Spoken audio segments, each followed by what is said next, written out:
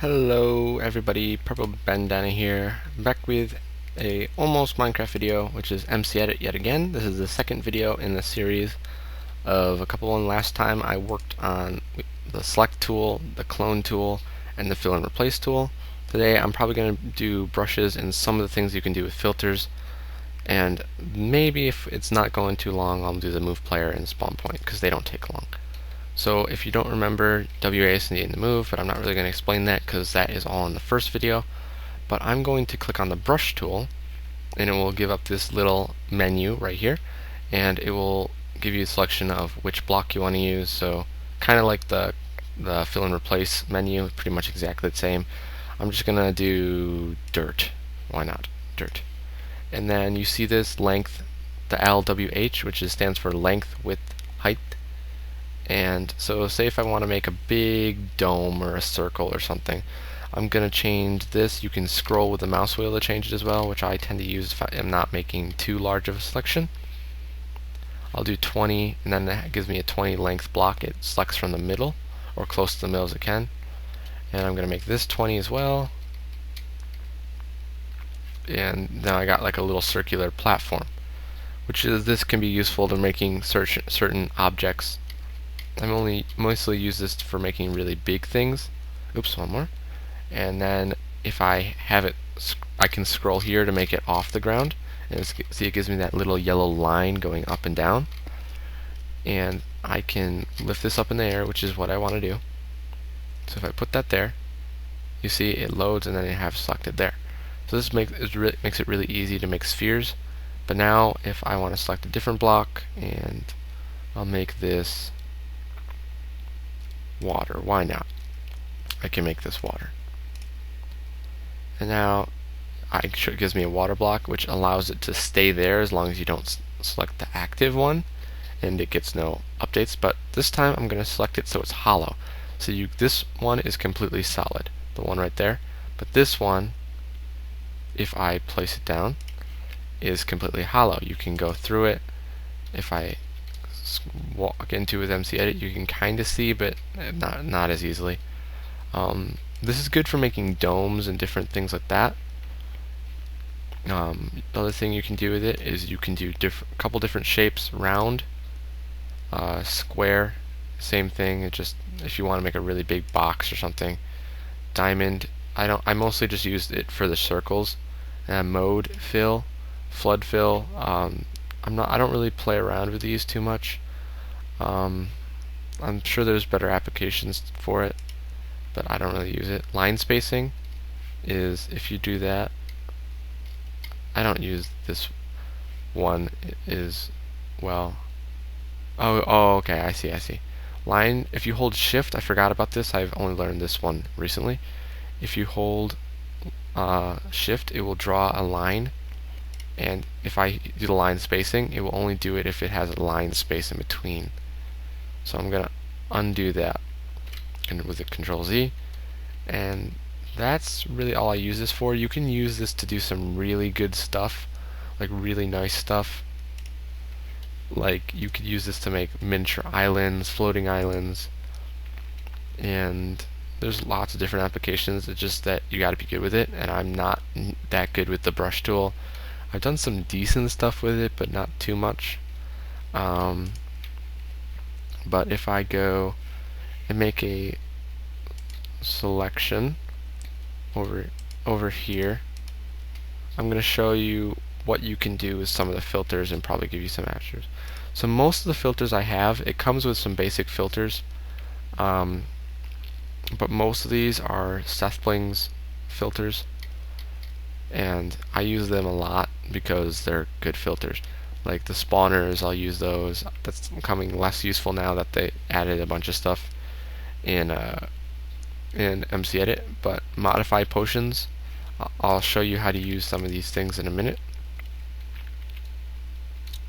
But if I wanted to do modify potions or any other filter that has been made, let me just make a little selection so I can go into the game. Like modify potion, SethBlings did this one. You can basically put a potion or in a dispenser or chest, and you can select any of these and it will change that to that potion. You can do multiple different versions. You can do the level and the duration. You can apply these to mobs and make them super powerful, and then change the mobs with other commands, other filters I mean. But I am not really going to go over the filters too much, because I didn't make them, and SethBlings has already made videos on most of those. And if you want to go watch them, go ahead. They're well done. Obviously, it's SethBlings, so you can't really knock him at all too much. And the other thing I'm going to go through is the move player, which is pretty simple. See, that's me over here. If I go to player, I can get, and then I can just, go to player, move player. This is where I want to say I want to put him back over on top of the wall. And there you go. And then I can do the same thing with the player, which is where the generic player, I think this is also goes for anybody that hasn't logged in, and this would list everybody that's been on this save file. So say if either you put this in a server or you put this in a LAN server, it just basically keeps keeps track of whoever's been the players there. Sorry, I can't speak. It keeps track of whoever's player data has been on the server. So if I put player there, I think every new player will spawn in, even though their spawn point is I actually don't know where the spawn point is. I thought it was over here. Anyway, that brings us on to another topic. Go to spawn, which is like underground somewhere. Oh, that means I don't know how to get back, right? But if I go here, chunk view, it shows us where the spawn is. So the spawn is over here. If I right click and drag around, you can move with the WASD keys as well, but it's kind of weird. But I can easily drag with the right click. I can zoom in and out if I need to get more of a view.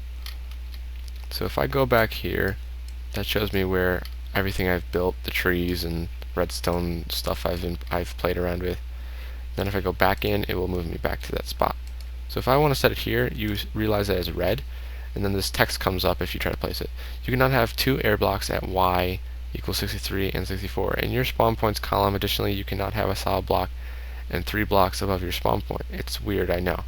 You can hit OK and it won't place it there, or you can say fix it for me, and it will just add a block. For some reason, it has to have a stone block right there. But what you can do then is put it right there, and then delete that, and it stays there. So then it will still spawn me right here.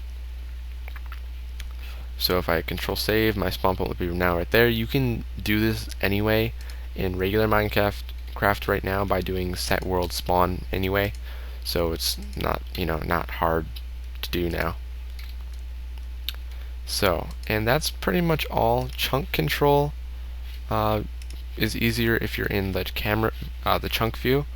So what you want to do, say something's glitchy or something, I can do a selection, big selection over here, and something's I need to relight it because there's like lighting errors that sometimes fixes it, but not always. Or say you MC edit it in and there's still light underneath. It's good to do that sometimes if they aren't working. Repopulate. Mark the selected chunks for repopulation. The next time you play Minecraft, the chunks will have trees, ores, and other features regenerated. But I don't think it would do anything since this is all sandstone. If you don't, the chunks that are selected on don't repopulate, you can read it down there. Unmark the selected chunks. They will not repopulate the next time you play the game. I can create new chunks within this world. So say if I wanted to make a regular world of really flat height, and then I can just deselect or prune, leaving only the selected chunks. Any chunks outside selection will be removed. So say if I wanted to get rid of everything outside of the chunks, only the chunks inside will stay. And deselect, and there you go.